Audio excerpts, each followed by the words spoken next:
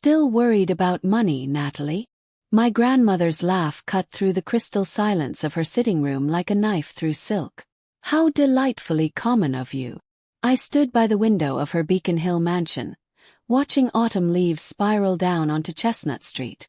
The question had been simple enough. Was I still included in her estate plans? But Victoria Hammond didn't do simple. She did cruel, wrapped in cultured pearls and cashmere.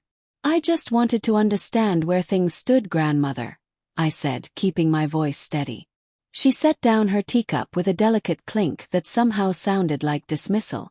The trust is family business, dear. Real family business. Not for little marketing managers who barely make 6 figures. Her smile was all teeth and no warmth.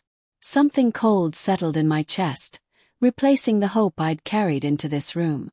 I'd driven 2 hours from my apartment in Cambridge for this conversation. 2 hours to be reminded that in Victoria's world, I would always be lacking. I smiled back, matching her expression perfectly. Of course, grandmother. Thank you for clarifying. I didn't mention the folder in my car. The one containing documents she didn't know existed. Documents that would change everything. The drive back to Cambridge felt longer than usual. Traffic crawled through Boston's narrow streets while my mind raced ahead, replaying every calculated word from Victoria's dismissal. My phone buzzed against the passenger seat. Texts from my cousin Blake, probably checking if I'd survived the weekly summons to the Hammond estate. I ignored them. Blake was part of the problem, part of the golden inner circle that had spent 28 years reminding me I didn't quite belong. My mother, Caroline, had been Victoria's youngest daughter. The rebellious one who'd married a public school teacher instead of a Harvard lawyer. The one who'd died when I was 6, leaving me to be raised by my father on his modest teacher's salary while the Hammond fortune sat untouchable across town. Victoria had provided nothing. No financial support, no college fund, no acknowledgement beyond obligatory birthday cards signed by her assistant. But she'd kept me close enough to watch. Close enough to see what I was missing. I pulled into my apartment complex as the sun set behind the buildings. The contrast between Victoria's mansion and my 1-bedroom walk-up wasn't lost on me. I'd worked for everything I had, student loans and all. Inside my apartment, I made tea and pulled out the folder I'd been carrying like a secret weapon for 3 months. The documents inside represented 2 years of careful research, countless hours in public records offices, and one crucial conversation with Harold Preston, my grandfather's former attorney. Harold had retired 5 years ago at 72, moving to a modest house in Portland. He'd reached out to me last spring with an invitation for coffee that changed everything. "Your grandmother doesn't know I'm talking to you," he'd said that day. His weathered hands wrapped around his mug. "But there are things you should understand about your grandfather's intentions." Thomas Hammond had died when I was 15, a distant figure who'd built a pharmaceutical distribution empire and left behind a complex web of trusts and holdings. I'd assumed Victoria controlled everything. I'd been wrong. Harold explained that my grandfather had created multiple trusts with different purposes and different trustees. The main family trust, worth approximately $40 million, had Victoria as primary trustee with Blake and my Aunt Diane as contingent beneficiaries. But there was another trust, a smaller one worth $8 million, created specifically for charitable purposes and controlled by a board of 3 trustees. "Your grandfather was very specific about this trust," Harold had explained, sliding documents across the coffee shop table. "He wanted it focused on educational initiatives, scholarships for first-generation college students, support for public school teachers." My throat had tightened. My father had been a public school teacher for 35 years. "The trust has 3 trustees," Harold continued. "Originally himself, myself, and Victoria. When Thomas died, the trust provision stated that his position would pass to a family member who demonstrated commitment to education and community service." He'd looked at me meaningfully. Someone who understood the value of public education, who'd built their life through their own efforts rather than inherited wealth. I'd stared at the documents, not quite believing what I was reading. "You're saying my grandfather wanted me to be a trustee?" Not just any trustee, Natalie. The controlling trustee. 2 of the 3 votes are required for any trust decisions. You would hold 1 vote, I hold 1, and Victoria holds the 3rd. But there's a clause. Harold had pointed to a specific paragraph. If Victoria attempts to block legitimate charitable distributions for personal reasons, or if she fails to attend 3 consecutive quarterly meetings, her trusteeship can be revoked by majority vote of the remaining trustees. I'd spent the next 2 years quietly building my case, attending every quarterly trust meeting that Victoria routinely skipped, documenting her interference with legitimate grant applications because the applicants weren't from the right families, recording her dismissive comments about public education and the people it served. Victoria had no idea I was watching. To her, I was still the granddaughter barely worth acknowledging, the reminder of her daughter's disappointing choices. She treated me like furniture at trust meetings, talking over me, ignoring my suggestions, making it clear I was there as a formality. But formalities had power when you understood how to use them. Harold and I had been careful. Every vote was documented. Every blocked initiative recorded. Every missed meeting noted in official minutes. 3 months ago, Harold had called me. We have what we need, Natalie. Victoria has missed 4 consecutive quarterly meetings. Under the trust provisions, we can call for a vote to remove her as trustee. My hands had shaken as I held the phone. And then you and I become the 2 controlling trustees. We can appoint a 3rd trustee of our choosing. Victoria would have no say in how $8 million gets distributed.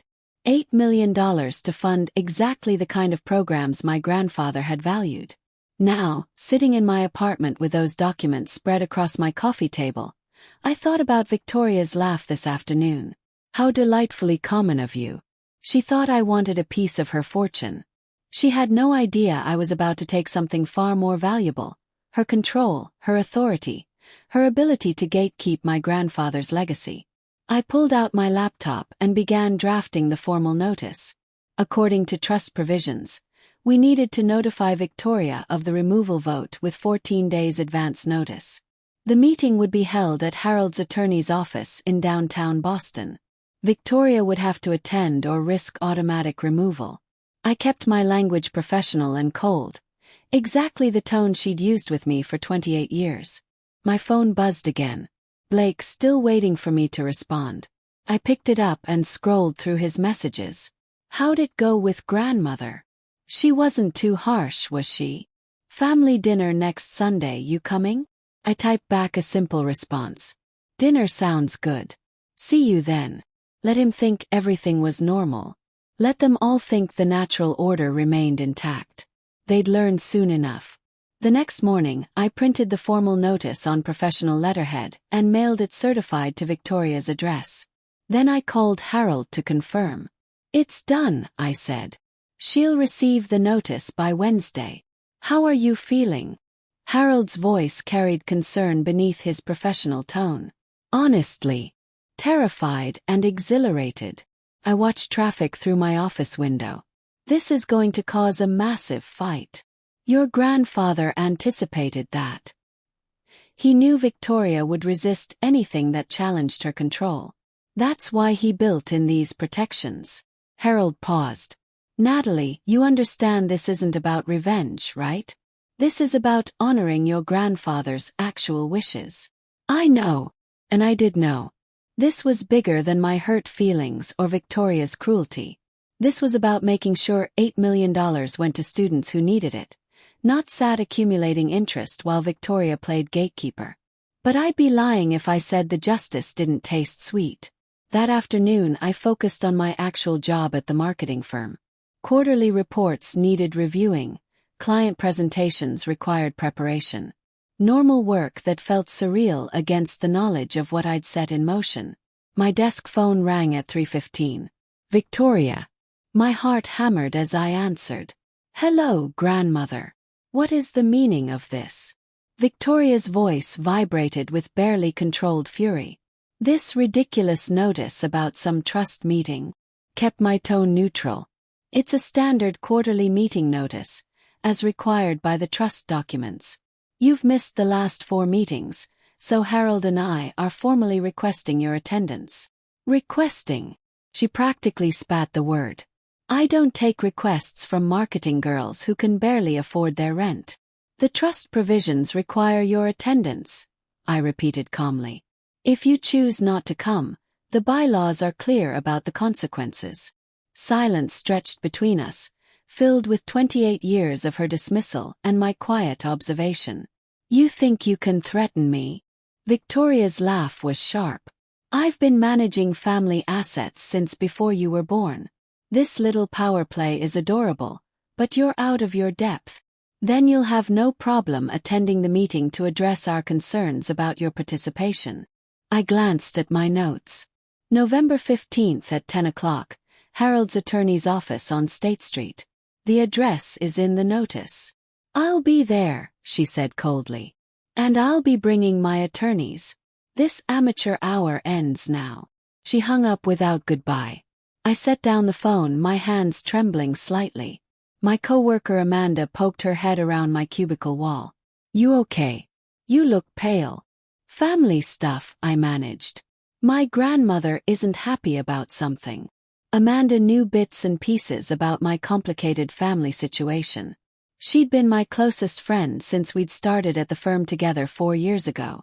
The rich grandmother who pretends you don't exist except when she wants to criticize your life choices? That's the one. I forced a smile. Turns out she's even less happy when you stop accepting her criticism quietly. Amanda studied me with concern. What did you do, Natalie? Something I should have done years ago.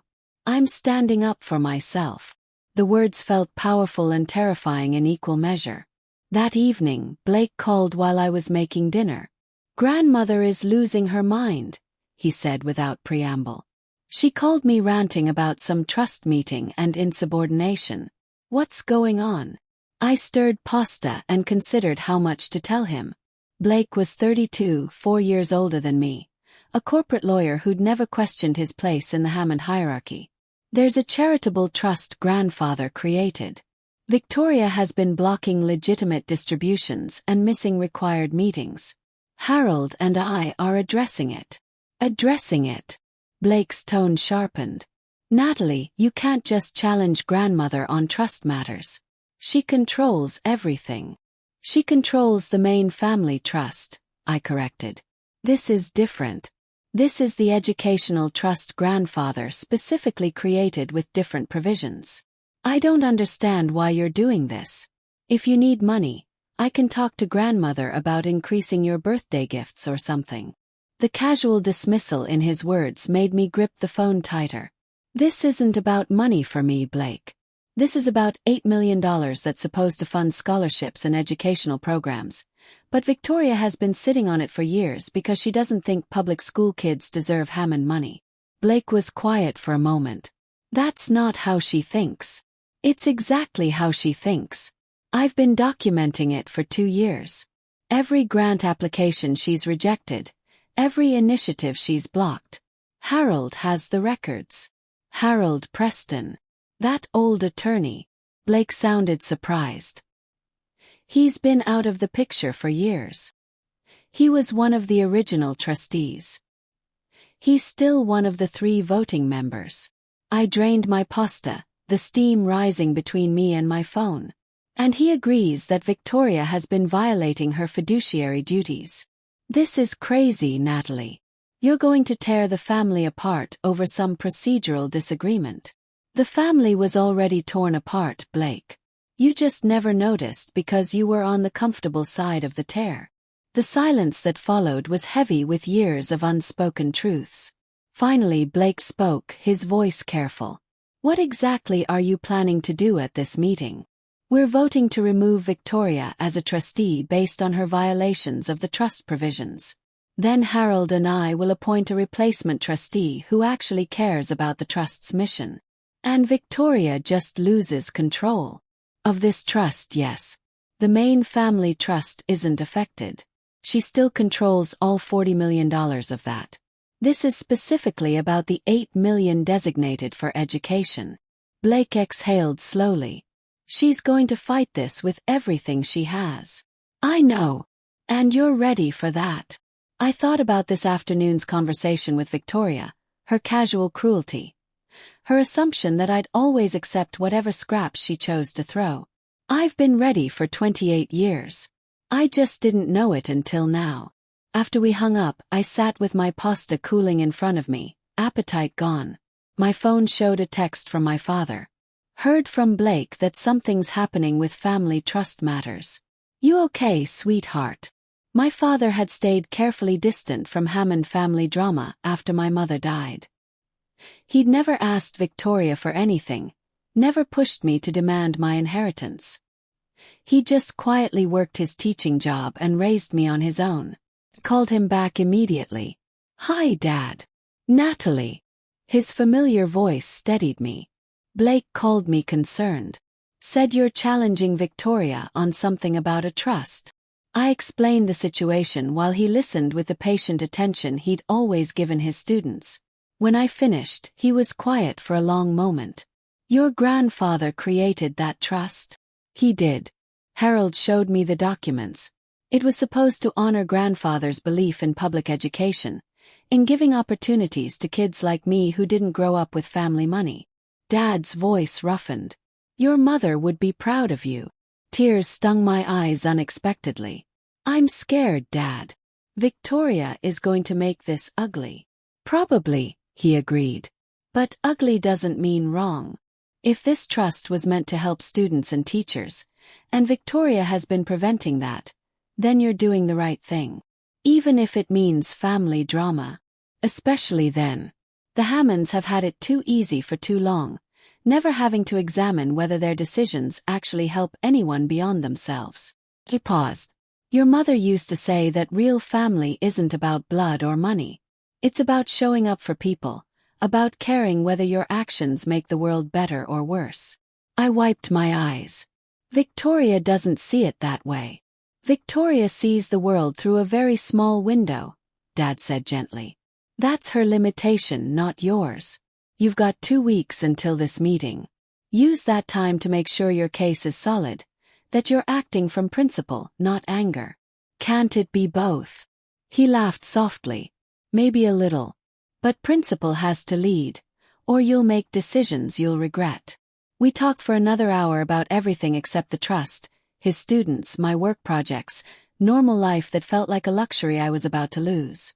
When we finally hung up, I felt steadier. The next 2 weeks passed in a strange combination of normal routine and building tension. I went to work, had drinks with Amanda, went to the gym. But underneath everything was the constant awareness of November 15th approaching. Victoria called twice more, each conversation shorter and colder than the last. She demanded I withdraw the meeting notice.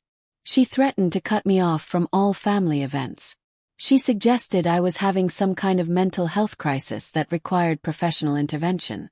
I responded to each attack with calm professionalism, citing trust provisions and fiduciary responsibilities.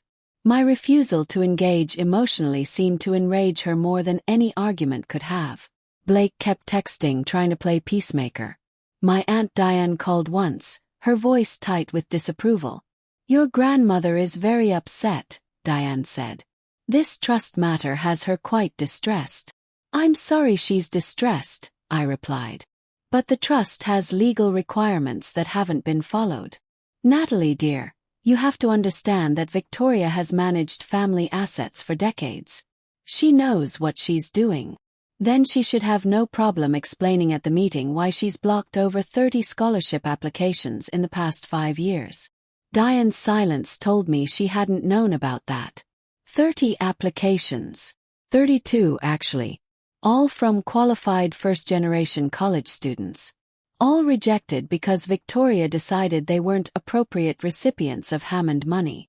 Perhaps there were legitimate concerns about the applications. The only consistent concern in her notes was that the applicants attended public schools or came from working-class families. Exactly the population my grandfather intended to support. Kept my voice level. Harold has documented everything. If Victoria wants to defend her decisions, the meeting is her opportunity. Diane hung up shortly after, and I knew she'd be calling Victoria immediately. But let them prepare. Let them bring their attorneys and their arguments.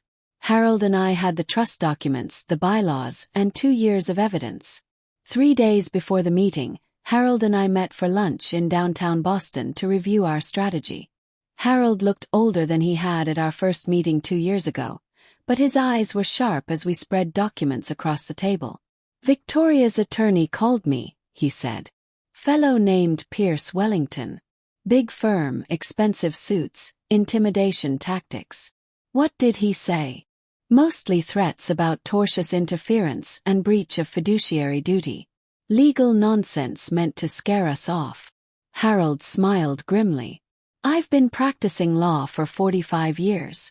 Pierce Wellington was in elementary school when I was arguing cases before the state Supreme Court.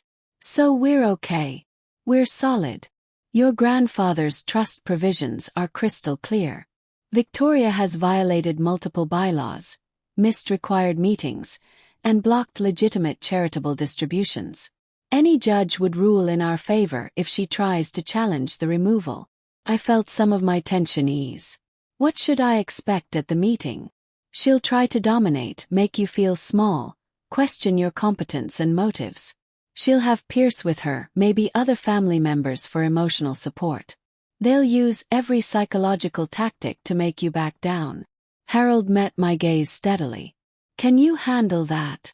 I thought about 28 years of subtle put-downs and casual dismissals. Yes, I can handle it. Good. Because once we vote to remove her, there's no going back. She'll fight this through every legal channel available. The morning of November 15th arrived cold and clear. I dressed carefully in my most professional suit, the navy one I wore for important client presentations. I wanted to look competent, serious, unthreatened by whatever Victoria planned to throw at me. Harold had arranged for the meeting in a conference room at his attorney's office, neutral territory with official recording equipment to document everything. I arrived 15 minutes early. Harold was already there, setting up documents and reviewing notes. Ready? He asked.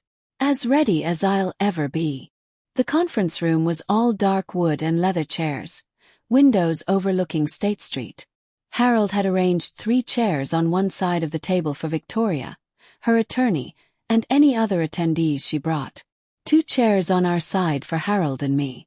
At exactly 10 o'clock, Victoria arrived. She wore a tailored St. John suit in deep burgundy, her silver hair perfectly styled, diamonds glinting at her throat and ears. Behind her came Pierce Wellington, exactly as Harold had described, expensive suit, intimidating presence. But it was the third person who surprised me. Blake. My cousin met my eyes briefly. His expression apologetic but resigned. He'd chosen his side. Good morning, Victoria, Harold said professionally. Thank you for attending. Please sit down. Victoria ignored him. Her gaze locked on me with an intensity that would have made me flinch 2 weeks ago. This is your last opportunity to withdraw this ridiculous action, Victoria said coldly. After today, you'll be completely cut off from the family. No more invitations, no more birthday acknowledgements, no more anything. You'll be dead to us. Something in me went very still and very calm. Please sit down, grandmother. We have business to conduct. Pierce Wellington cleared his throat. Mrs. Hammond, perhaps we should proceed with the meeting so we can address these concerns formally. Victoria sat finally, her movements sharp with controlled anger. Blake settled beside her, not quite looking at me. Harold began the meeting by reading the formal notice and the specific trust provisions that governed trustee removal. His voice was steady, professional, laying out the case with the precision of 45 years of legal practice. Victoria Hammond has missed 4 consecutive quarterly meetings, in violation of Section 7, Paragraph 3 of the Trust Bylaws. Additionally, she has blocked or delayed 32 scholarship applications without documented legitimate cause, in violation of her fiduciary duty to distribute funds according to the Trust's charitable purpose. Pierce Wellington interrupted. Mrs. Hammond had valid concerns about the quality of those applications. Then she should have documented those concerns in the meeting minutes, Harold replied calmly. Instead, the only notations in her records reference applicants' schools and family backgrounds, neither of which are legitimate criteria for rejection under the trust's stated purpose. I watched Victoria's face tighten as Harold continued, methodically laying out 2 years of evidence. Each missed meeting, each blocked application, each instance where she'd treated my grandfather's charitable vision as her personal discretionary fund. This is absurd, Victoria finally snapped. Thomas created this trust because he trusted my judgment. He knew I would protect Hammond money from being wasted on people who'd squander it. The trust documents say nothing about protection, I said quietly. All eyes turned to me. They say the purpose is to provide educational opportunities to first-generation college students and support public school teachers. Grandfather was very specific about wanting to help people who were building their futures through education, not inherited wealth. What would you know about Thomas's intentions? Victoria's voice was sharp as glass. You were barely more than a child when he died. I know what he wrote in the trust documents. I know what he told Harold about his vision. And I know he created a trust specifically designed to operate independently of your control because he knew you wouldn't approve of its purpose. The words hung in the air between us, truth finally spoken aloud after years of careful silence. Blake shifted uncomfortably. Natalie, that's harsh. Is it untrue? I looked at my cousin directly. Can you honestly say grandmother supports the idea of Hammond money going to public school kids from working-class families? Blake couldn't hold my gaze. His silence was answer enough. Pierce Wellington tried to redirect. Regardless of Mrs. Hammond's personal views, she has legal authority as a trustee. This vote to remove her is premature and potentially actionable.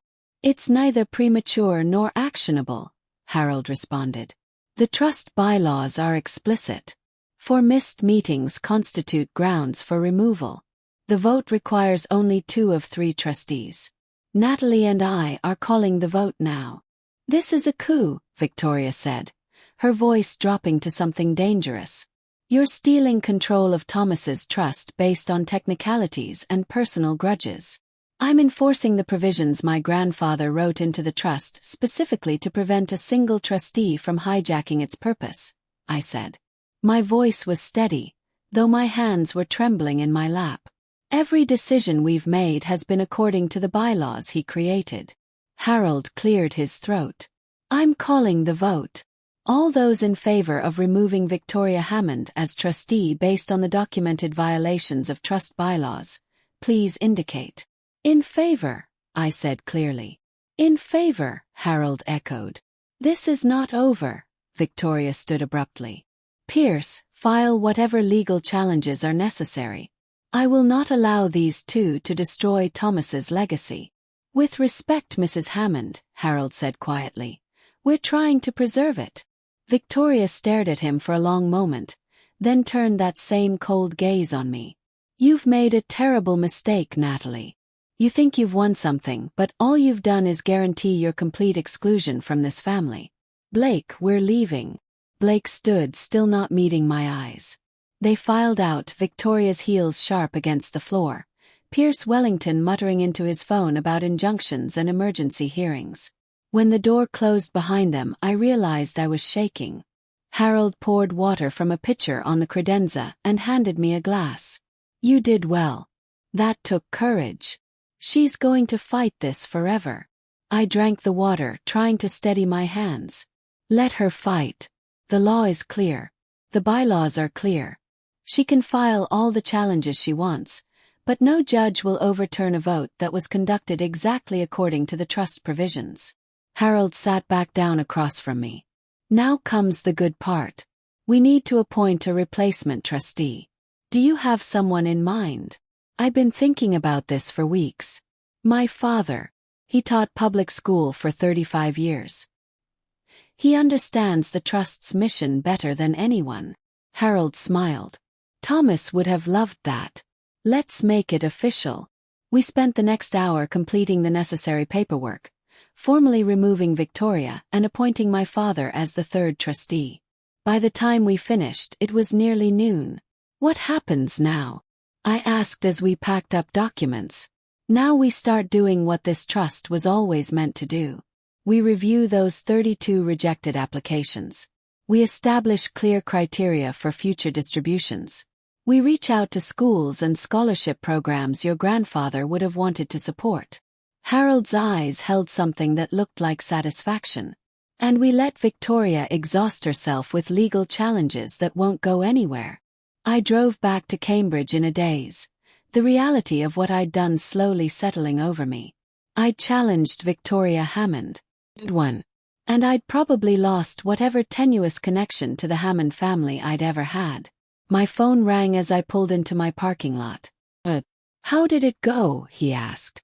I burst into tears, all the tension of the morning finally breaking through. "We did it, Dad. He's out. You're in. The trust can actually do what grandfather wanted." "Oh, sweetheart." His voice was thick with emotion. "Your mother would be so proud.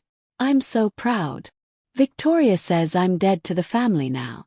Blake wouldn't even look at me." "Then they're not family worth having," Dad said firmly. "Real family doesn't make you choose between doing right and being loved." We talked until my tears stopped and my breathing steadied. That evening I sat in my apartment with takeout and tried to process the day. My phone buzzed with text. Amanda checking in. Harold confirming our next meeting. And one from Blake that made me pause. That took guts. "I don't agree with how you did it, but I understand why. Give it time." I didn't respond. Time wouldn't change the fundamental divide between the Hammonds who'd grown up with everything and the Hammond who'd built her life from nothing. The next morning I went to work and tried to focus on normalcy. But by noon, word had apparently spread through some invisible family network. My phone exploded with calls. Aunt Diane left a voicemail about betrayal and ingratitude. Distant cousins I barely knew sent accusatory texts. One uncle called me a scheming opportunist who'd manipulated a senile old attorney. I turned off my phone and focused on my actual job, the one that paid my rent and had nothing to do with trust funds or family drama. That evening I met Amanda for drinks. She listened to the whole story over wine and nachos, her expression shifting from shock to admiration. "You actually removed your terrifying grandmother from a trust board?" "With proper legal justification," I said. "This wasn't revenge. This was enforcing the rules she'd been violating." "Can it be both?" Amanda grinned. "Because it sounds a little bit like revenge, and honestly, she deserved it after how she's treated you." I smiled despite myself. Dad said the same thing about it being both. Maybe a little revenge is okay when it's served with proper legal documentation. That's the most Natalie thing I've ever heard. Amanda raised her glass. To proper legal documentation and standing up to bullies, even when they're wearing St. John suits and family pearls. We clinked glasses, and for the first time since the meeting, I felt something that might have been peace. A week later, Harold called with news. Pierce Wellington withdrew his legal challenge. Apparently Victoria's other attorneys reviewed the trust documents and advised her she had no case. So it's really over. I sat down heavily on my couch. The removal is final. Your father is officially the third trustee. We have our first distribution meeting scheduled for next month. Harold paused. "Natalie, there's something else. Victoria called me directly yesterday." My stomach tightened. "What did she say?" "She wanted to know if there was any way to undo the vote, to restore her position. I told her the only way would be if you and your father voluntarily agreed to bring her back. Which will never happen." That's what I told her. Harold's voice held a note of something that might have been sympathy. "She sounded very small, Natalie. Very defeated. I've known Victoria for 40 years, and I've never heard her sound like that." I thought about that conversation for days. Part of me felt satisfaction at Victoria finally facing consequences. But another part, the part that remembered being 6 years old and hoping my grandmother might love me, felt something that wasn't quite sadness but wasn't triumph either. 2 weeks before Christmas, I received a formal letter on Hammond family letterhead. I opened it carefully, expecting legal threats or formal disinheritance. Instead, I found an invitation. The family requests your presence at Christmas dinner, December 25th at 6 o'clock. Victoria Hammond. No explanation. No apology. Just an invitation delivered with the same formal coldness that had characterized every interaction I'd had with my grandmother. Called Dad. "Did you get a Christmas invitation from Victoria?" "I did," he said, sounding surprised. "First one in 28 years. What do you think it means?" "I have no idea. Maybe she's trying to pretend everything's normal. Maybe it's some kind of trap. Or maybe," Dad said slowly, "she's realized that cutting you out completely means admitting publicly that she lost. Victoria Hammond doesn't like losing." I stared at the invitation, cream cardstock with elegant script, the Hammond family crest embossed at the top. "Are you going?" asked Dad. "Only if you want to. This is your call, sweetheart." I thought about it for 3 days. Finally, I called Harold for advice. "Victoria invited me to Christmas dinner. Should I go?" Harold was quiet for a moment. "That depends on what you want, Natalie. Do you want a relationship with your grandmother? Or do you want to leave that door closed?" "I don't know," I admitted. "Part of me wants her to acknowledge what she did wrong. Part of me just wants to move forward with the trust work and forget the Hammond family exists." "Those aren't mutually exclusive," Harold said gently. "You can do the trust work regardless. The question is whether you want to give Victoria a chance to be different, knowing she might not take it." I thought about my mother, the daughter who'd chosen love over money and died too young. I thought about my grandfather, who'd created a trust to help people like my father and me. I thought about the $8 million that would now fund scholarships instead of sitting frozen by Victoria's prejudices. "I'll go," I said finally. "But on my terms.